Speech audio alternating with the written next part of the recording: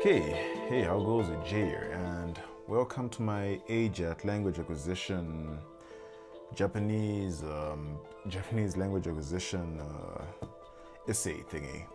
Okay, so let's get started. Okay, let's just jump into it. Now I've been doing the whole learning Japanese thing for a while now, and I've come to notice some patterns in generally how people go about learning Japanese or pretty much any language, and I'm sure being able to spot these on your own is actually going to help you out in your own language learning journey. Okay, so I'm gonna be calling out quite a lot of nasty habits among the language learning community in this essay. So if it sounds like I'm talking some people down, it's not really intentional. It's just how things are. Okay. So now, there are generally two branches of the whole language acquisition pathways thing, okay? There's enforced and then there's willing. And as you're gonna find, each of them has completely different approaches to how the actual learning part is done. And each of them has their merits and demerits, and some of them have absolutely nothing but demerits. But once again, it's not judgmental, it's just how it is, okay? So first up in the enforced camp, we're gonna cover the enforced camp. First up in the enforced camp is what we call social responsibility, or what I call social responsibility. Now this is the default method of language acquisition. Like, this is how pretty much everyone picks up their mother tongue. And overall, there's really no motivation behind this other than basic human instinct. Okay, like just to understand, right? I call it social responsibility because it is your responsibility to society to be able to communicate with everyone and to understand what everyone is saying to you. Okay, humans are a very social species. This is why our brains actually have a language center, just to make sure we can talk to everyone else. And the cool thing about this is that it has a near 100% success rate, mainly because none of it is forced. It's essentially a natural rite of passage you go through as a child. And as a result, you usually end up picking up the languages you're most exposed to as a child because it's your social responsibility to be able to speak those. Okay, grow up in a bilingual society, you pick up both languages because your responsibility to speak two languages. Grow up in a monolingual society, you learn one language. And a very interesting story is that, one more thing is that this isn't restricted to kids, by the way. Even teenagers and adults can actually use social responsibility. Like, my story is this now, okay? I'm actually bilingual if we exclude Japanese, which I'm learning. I actually speak Shona and English. Shona is my mother tongue, but I generally treat it as a second language because I've never really needed to use it that much outside of communicating with people who really insist on using it. Okay, and up until high school, I never really needed it. Okay, I sucked at Shona. As in, I was half-assed at Shona assignments in class, and truth be told, I never saw it as vital. Okay, I kept myself in an English bubble of English TV shows and English video games and English media, so why the hell did I have to learn Shona? But once I got to boarding school, like in high school, I then realized that I was pretty much the only guy who really spoke English at a super fluent level, and everyone else spoke Shona. So I essentially had to learn Shona to be able to talk to everyone, and the learning part wasn't even painful. It was all transparent. I actually picked it. I actually caught up with my learning over time just by listening to everyone and just pitching in conversations with my shitty Shona, until I got to the point where I could communicate at a very comfortable level and I could understand everything everyone said to me. That is social responsibility right there. Okay, I had to be able to communicate with the people around me, and eventually I did. One of my uncles traveled to the southern parts of the country I live in, Zimbabwe, and there they don't speak Shona, they speak Ndebele. Now, he is a native Shona, but Ndebele is a whole different monster altogether. And he eventually picked up the language because everyone there insisted on speaking it. And if you try speaking in Shona while you're there, you might get your ass kicked because they hate the shit out of our kind. Okay, they hate the shit out of our tribe. Okay. Now, as I mentioned before, this is essentially how you learned your first language or your mother tongue. Okay, ever since you're a baby, you're exposed to people just talking to you and stuff. Now you may think that now you're just a kid, you don't understand what's being said to you, but the honest truth is you do. Okay, intuitively your brain is already mapping out the structure of the language and how everything goes, such that by the time you start speaking the language, maybe when you're 1 year and 6 months or 2 years old, for the most part you actually understand much of what's being said to you, the simpler parts, and your brain is constantly building neural networks for how the language goes. And if you really notice and really pay attention, right, this is mostly passive. It's really passive. You don't really have to put any effort into social responsibility. If you want it to be active, sure.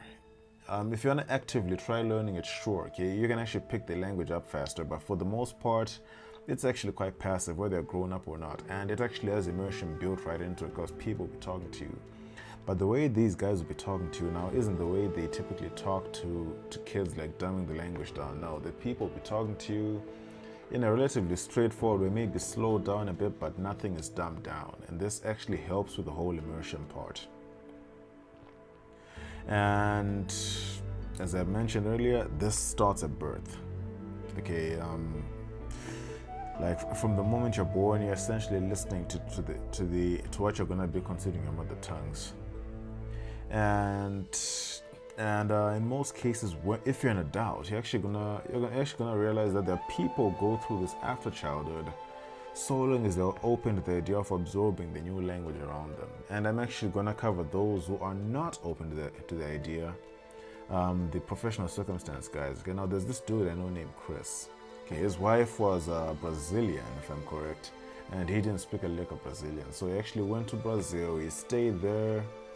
And he kind of stayed there with the family, but he found the language so interesting that after spending 2 years just being exposed to Brazilian and not speaking English at all, he eventually got reasonably fluent in it. And this isn't even through like buying tons of courses or textbooks or anything. No, he just interacted with the people in the language. And the irony is that the inverse of this actually happens. Okay, you would have people who travel to other countries. My big brother's telling me, like, people come to live in Germany. And once they're in Germany, they just stay in their homes, or they just maintain those bubbles of the native tongue. They never learn the language. You have people who stayed in Germany for over 20 years, they can't even speak German. Okay? And then the other case is where social responsibility just happens naturally. There's this YouTuber named Canada3. I'm just going to call it Mira because that's her name. And in her own story, she just mentioned that she married her husband and moved with him to Japan, but she couldn't speak Japanese, but his family spoke to her in Japanese. So over time, she just kind of assimilated the language into her head until she got good enough to, until she just got good enough to talk. And then she taught herself the kanji, and well, she's actually quite fluent right now. Now, social responsibility typically results in fluency in less than 3 years. 3 years, and if you're actively studying, you can actually pull this off in about 2 to 2.5 years. And there's a general understanding that there's a general mindset that understanding what's being said to you and speaking have to develop together. But generally, understanding comes first. You cannot speak in the language unless you understand what is being said to you. And this avoids picking up any nasty speech habits or developing the dreaded textbook language.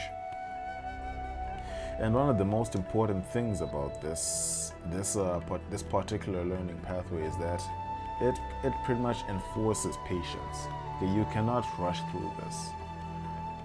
Okay, this really takes time, and once you understand this, you're gonna find that those who go through social responsibility, they don't try to force output to an extent that makes them look stupid or makes them develop bad speaking habits. Okay, so now that's social responsibility done. Now we're gonna move on to the second one, professional circumstance. Now, these are people who are generally forced to do it, either by school, such as you being forced to study a language in a school. Like me, I was forced to learn Shona because it's the national language, but the teachers eventually just took me off and they realized I hated it. or kids being forced to learn Spanish, or Japanese kids being forced to learn English. And the other type is the people who generally need to learn the language, who are generally forced to learn the language because of work. Okay, now the motivation for this is purely logical. There is no emotional association with this at all. In fact, for the most part, the emotional association may as well be negative. As in, like, anyone being forced to go through professional circumstance, language acquisition, they usually just wish they didn't have to go through the language, and they usually just wish that they could just do it in their own mother tongue. Okay? But unfortunately, these people need the language to do their job or pass their class. They need it. Now, in the case of doing the job, they typically need it to communicate with their teammates or to do the actual work they're being paid to do. So no language, no pay, pretty much.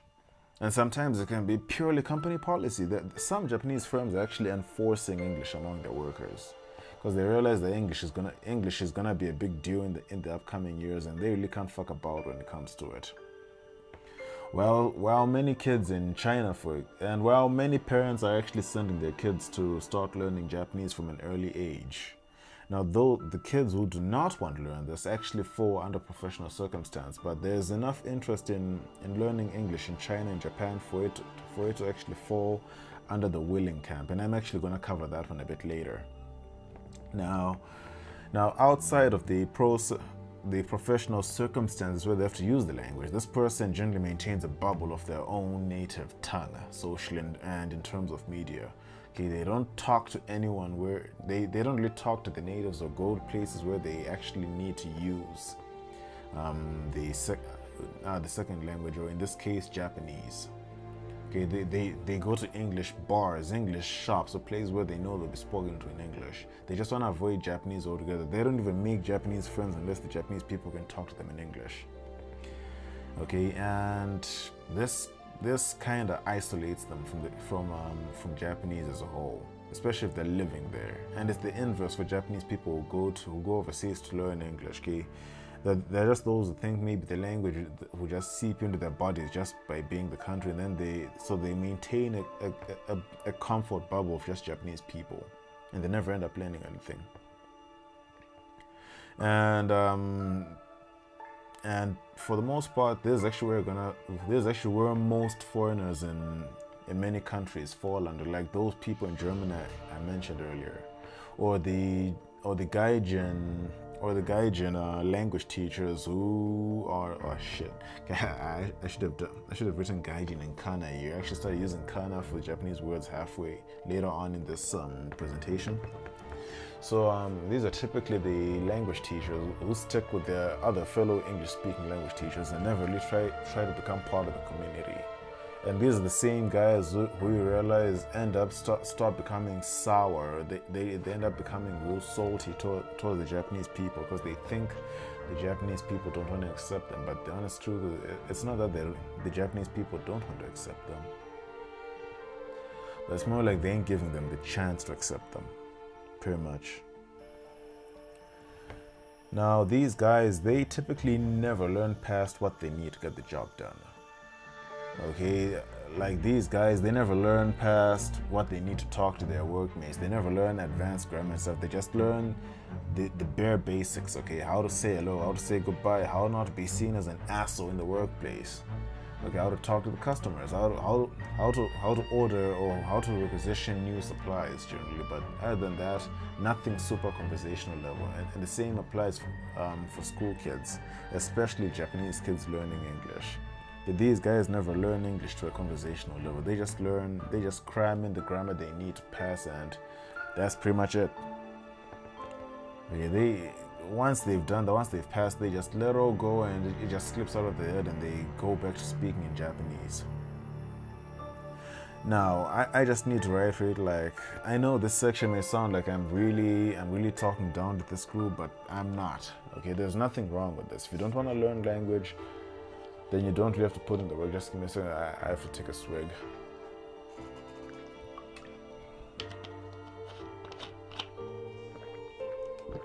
as I'd say, there's nothing wrong with not wanting to learn language, okay? And truth be told, there's actually still room for a strong emotional epiphany, which leads them to deciding to master the language on their own. Now we've covered the two enforced camps. Now we're going to move to the willing camp. Now willing, these are the people who consciously choose to learn language for better or worse. And even though it's better than enforced, it does not guarantee success. And I'm going to explain why. First off, we have the passing interest types. Boy, oh boy, the passing interest. These are the people you're going to meet saying, oh man, I'm learning Japanese. Okay, after maybe they watch an anime, they say, I'm learning Japanese. But it's usually the people, but in my case, most of the people I meet who fall in this category, they're typically people who say, no, I want to learn French or I want to learn Spanish, but then they never actually get to doing it, okay? Okay, their motivation is almost pure logical. There's no emotional pain from not learning the language, and as a result, they really have no impetus to do it. Okay, they'll just say, I'm learning French or I'm learning Japanese, and you're gonna realize that the only circumstance where they actually say that is because they just want to make themselves look interesting. Otherwise, they'll never actually get to doing it or get to putting in the hard work needed to master the language. Now these guys, they'll typically stock up on loads of textbooks, okay? I'm talking Takem's Japanese Grammar Guide, Genki, Heisek, but they never get past the first 25% of the book. Okay, the intro chapter, the beginner sections, they'll do maybe 20-25% of the book, then stop for a moment, let it all sink in, then afterwards they'll go maybe 6 months without doing any studying, then out of frustration they'll start over. Then when they come back, they'll realize they've forgotten what they learned, and out of frustration they'll start over, and the cycle keeps repeating itself ad infinitum. Okay. In extreme cases, these cocky bastards, they're going to brag about their textbook collection and resources, saying, oh man, I got this book, I got this book, I got this book, and they ain't even using them. Okay, they ain't even studying the shit. They just buy the shit to give themselves the feeling that they're getting work done. Okay, like it's almost as if like spending money on a book, okay, in their heads, spending money on a book to teach them Japanese or on a course to learn Japanese makes them feel like they're moving forward when they ain't. Okay, it's a sort of self-feedback loop. Okay, they're just feeding the idea that now I'm moving forward, but they're not. Okay, and they almost always have something better to do, and they always tell themselves they'll do it some other day. They always come up with excuses like, today I'm tired, today I can't do it, nah, I have to go to this party, and these excuses pile up until they just don't get the work done. Now these are the same guys who also go to language school and they'll blow a small fortune on maybe enrolling at the school, and they never do any self-study at all. Okay, these are the guys who the only amount of Japanese study they do is in class, and maybe the homework they're given, but that's it. Okay, they never self-study the kanji, they never self-study anything else. They just pace themselves the teacher, and then they're shocked at the end of their course and they can't speak a lick of Japanese, and they're like, no, this school shit doesn't work. When in actual fact they didn't put in any work themselves. Okay. And then the other variety of passing interest Japanese learners, these guys typically skip hiragana and katakana altogether. And they'll go so far as to argue that they don't even need them once they're in Japan, and they'll stick with romaji in their studies. And they'll probably never even bother learning kanji either. Now, you may be wondering, okay, how do I spot these guys from the people who are serious? Well, the answer is simple. Just ask this one simple question. Japanese Pod 101 is the shit, ain't it? If they say yes, you can be pretty sure they're passing interest. Why? Because any truly enlightened Japanese language learner, anyone who's truly serious with the language, knows deep down that you are not going to get fluent from listening to Japanese 101, Japanese Pod 101. Not saying Japanese Pod 101 is bad or anything, but the honest truth is it's not going to get you to fluency. Okay, it's really just an exercise in self-masturbation, because you're not really listening to true Japanese. It's all textbook shit designed to make you feel like you're getting work done, but in actual fact, there really isn't much that's coming in, that's getting into your head. Okay, now these guys, they'll never get past basic Japanese. Okay, and they'll make some of the most egregious fuck, I trope too much. Okay, I learned that word from TV tropes. Okay, they'll make some of the most egregious grammatical errors in their speech just because they never get past basic Japanese. Okay, like I once knew a girl who would seriously say "I tai," as in I want to love "I tai." I'm serious. I'm not making this shit up. Okay, and they refuse to immerse into Japanese media because, quote unquote, they're not ready. I'm serious. This actually happens. And they'll only get serious about it if they're given a solid emotional reason to learn Japanese, the enlightenment. Now, as I say, there's nothing wrong. Now, it may sound like I'm hating on the passing interest too, which to some extent I am, because I've argued with some of these guys and they're hopeless. Yeah, they're hopeless. I don't really hate these guys, but a part of me does, but overall, there's nothing wrong with being a passing interest. If you treat it as a hobby, that's all good. Because there are worse things to spend your time doing.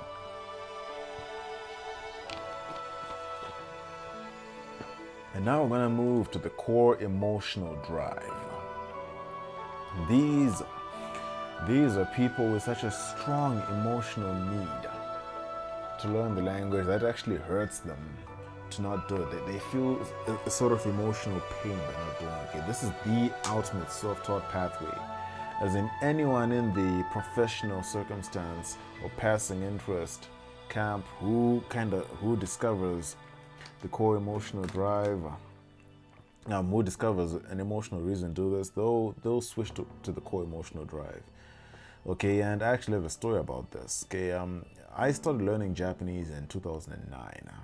Okay, my friend had the textbooks and shit. He had resources sent by his brother in America, and he was studying it passively as a passive interest as well, but never really got too far in the content.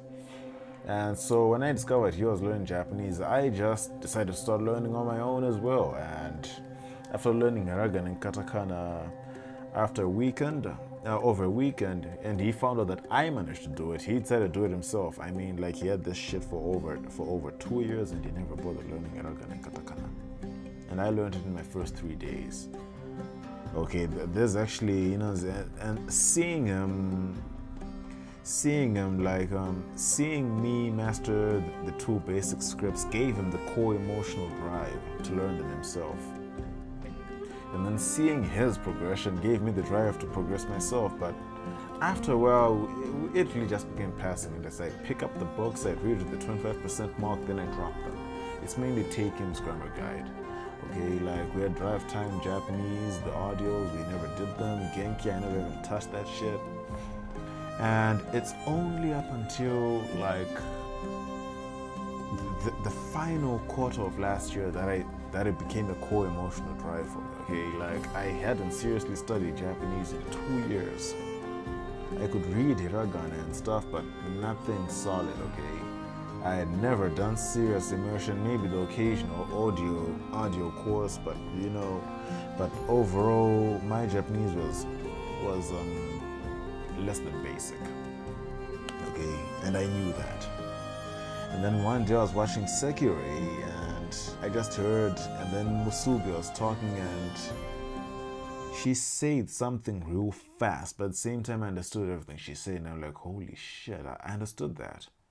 I actually have a chance in doing this if I took this seriously. The sentence she said was, Karasuba-san, anata to tatakao teki wa watashi to arimasen. Okay, sorry, pardon my accent. It's more like, Karasuba-san, anata to tatakao teki wa watashi to arimasen. And when I heard that, I was like, shit, I got that. And that was also around the time when I went back into watching anime seriously. Okay, I'd actually gone most of last year without watching a single anime, and then I just started watching Bakemonogatari season 2. I'd watched season 1 back in 2012. I watched season 2 and then I realized there's still more in the Monogatari series, like Nise Monogatari, Kizu Monogatari, and I watch all of them, and then I find out that no. Okay, the Bakemonogatari story continues in the latest novel, Zokuwari Monogatari, and it has no English translation. And I was like, fine, let me just learn what Japanese I need to read that. or just because I didn't want to wait for Bakatsuki to translate it or for the publisher to release it, because they're gonna take forever. And then I picked up a manga called Baji Nakankei, which the sequel to Baji Nakankei, the fan translation only ended at a point, and I had to learn Japanese to read the rest. And then Sekirei, I read the whole manga, and now the second manga is now being published only in Japanese. Sekirei 365 Days Without Her. And also a movie I really want to watch badly, Kyokasho ni Nai, is also only in Japanese. No fan dubs. Even the 2 anime episodes made have no subs at all. So you can easily understand that I have a strong emotional drive to learn Japanese, because I have to finish those stories. I cannot live without finishing those stories. And overall, I decided long ago that I'm gonna move to Japan. Okay, so yeah, my emotional drive is there. And there are many people like this too. Okay, like there's Katsumoto, the guy who invented AJATT by adapting it from the Anti-Moon guys. And then there's Matt vs. Japan, who's pretty much fluent at this point, and Brit vs. Japan, who's made some amazing progress. And each of these guys mastered the languages they were learning because they had a strong emotional reason to do so. Katsumoto wanted to go live and work in Japan. The Anti-Moon dudes were very fascinated by English, and they studied it harder than anyone else at their school until they became fluent enough to have a website all only in English. And Mad vs. Japan, I'm not sure what his motivation is, but the dude, he's damn good. He's actually the one who inspired me to stop making this content. And as for Brit vs. Japan, a dude loves anime and has a Japanese girlfriend. And with a motivation like that, you really can't fuck about, okay, with your language learning. Another unique case for core emotional drives are polyglots. Because these guys now, their motivation is the concept of learning language, but not a specific language. As a result, these guys will typically master languages en masse, or just get reasonably competent in a language before jumping to another one. And these guys are willing to put in the intense amount of study to get competent in a language. But as I said, it's not a specific language, but maybe just a collection of languages. But at the same time, they're willing to put in the work.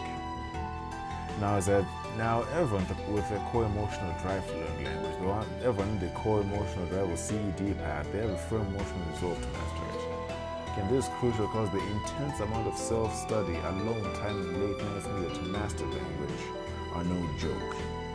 Okay, it's already like in my case, it's 3:21 in the morning right now, and I'm recording this for you guys, right?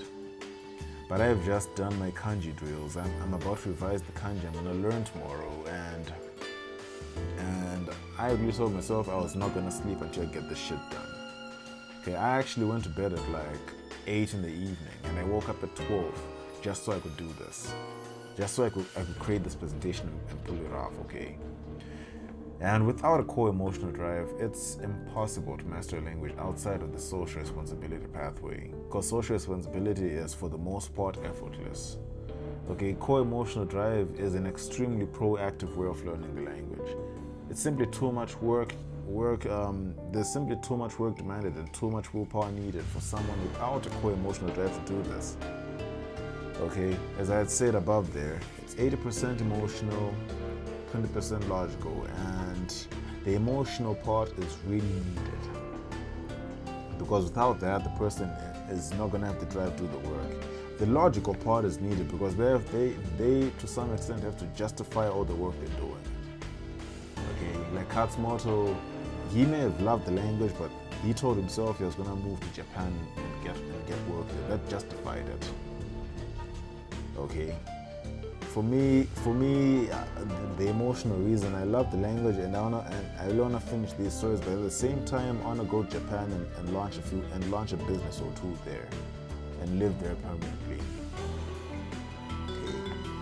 Now, guys with a core emotional drive, if they end up going to language school, they're gonna put in more hours of self-study than actual class time, to the point where they're actually gonna be at least ahead of the whole class by at least half a year.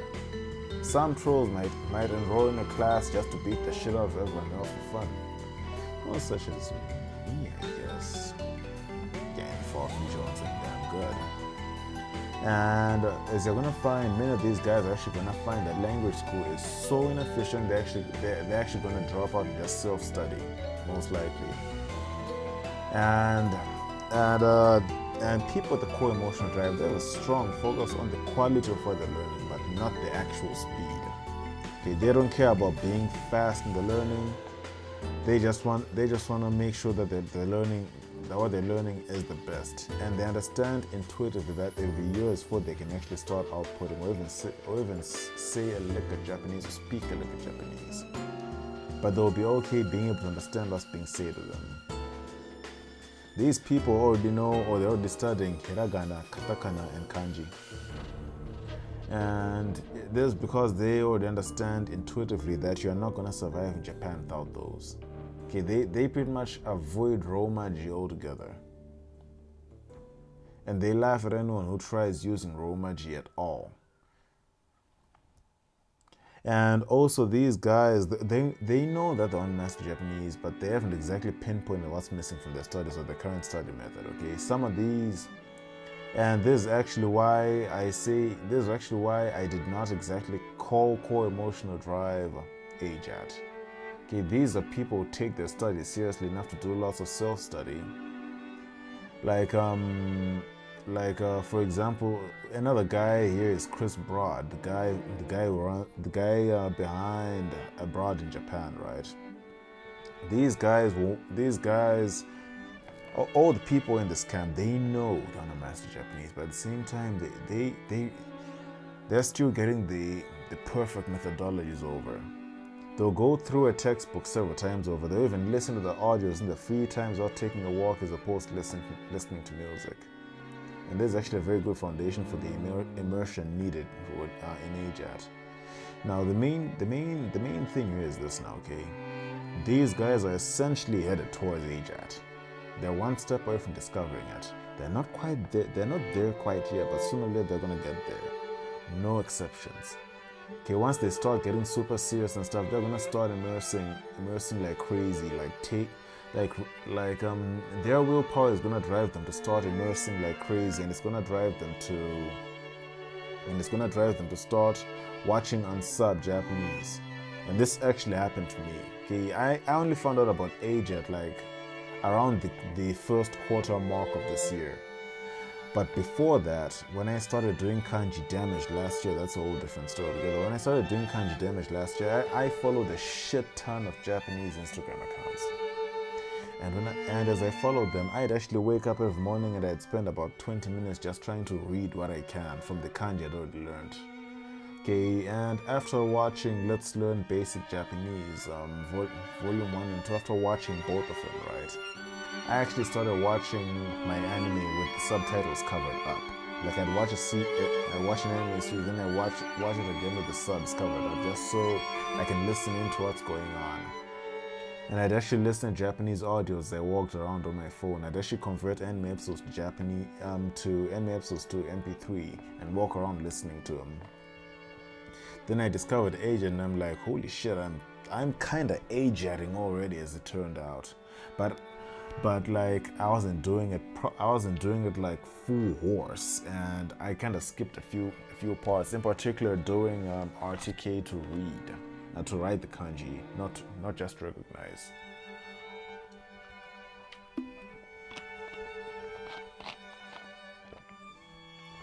As you take note, you're actually going to discover that that's actually exactly what happens in most cases.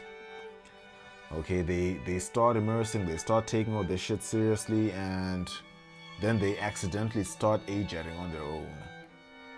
Okay, all core emotional drive paths lead to AJATT. All serious Japanese language study paths lead to AJATT, pretty much, or variants of AJATT. Now, where AJATT fits into all these. Now, just understand that AJATT isn't a language acquisition pathway. I just included it here just to round things up here, okay? But this is pretty much the ultimate destination for pretty much any language learner. And it's the ultimate combination of emotional motivation and logical application. AJATT requires an extreme, near-obsessive level of emotional commitment to pull off. Okay, this is not something you can do as a hobby. This is essentially writing a massive chunk of your life just so you can do what you do in the language you're learning, in this case, Japanese. And the thing is, once you're in, it becomes routine enough to maintain a comfortable amount of consistency. Okay, once it becomes that integrated, you start adding more and more Japanese into your life until you're essentially doing everything in Japanese. And this emotional drive is actually what gives you the motivation to immerse in Japanese audio, text, raw anime, and movies. And as I had said, without this emotional drive, there is no way you're going to be able to pull this shit off, okay? So yeah, that's pretty much my video essay for my language acquisition pathways. And yeah, I think that's the end of this presentation. Thank you for watching, and hopefully I'm gonna have an AJATT progress update in the next 7 days. This is my first super long video. I actually made this to test out the new lapel microphone I got. And after speaking for a long 35 minutes, my throat hurts. Holy shit. But yeah, thanks for watching, guys. And as always, keep kicking ass.